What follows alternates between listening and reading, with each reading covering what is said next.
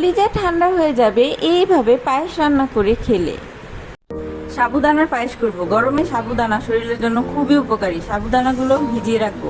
গ্রাম থেকে গরুর দুধ এসেছিল, ওইটা দিয়েই আজকে পায়েস রান্না করব। দুধ জাল করার সময় খুন্তি এইভাবে হাঁড়ির উপরে দিয়ে রাখলে দেখবেন দুধ উতরিয়ে পড়বে না। দুধ গরম হয়ে গেলে এই পর্যায়ে দিয়ে দিব কয়েকটা এলাচ, আর অন্য একটি চুলায় আমি পানি গরম করব। পানি গরম হয়ে গেলে দিয়ে দিব গুড়। গুড় আমি শিরা করে নিব।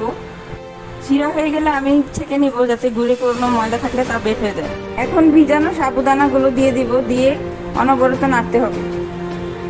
ফুটন্ত দুধের সাথে গরম গুড়ের শিরা দিয়ে দিলে দুধ ছানা কেটে যাবে না, তাই আমি এখন গুড়ের শিরাটা দিয়ে দিব।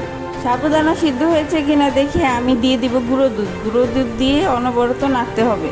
কিছুক্ষণ জাল করার পরেই আমার পায়েসটি হয়ে যাবে। তারপর ঠান্ডা করে ফ্রিজে রেখে দিব। ঠান্ডা ঠান্ডা এই পায়েসটি খেতে কিন্তু দারুণ মজা।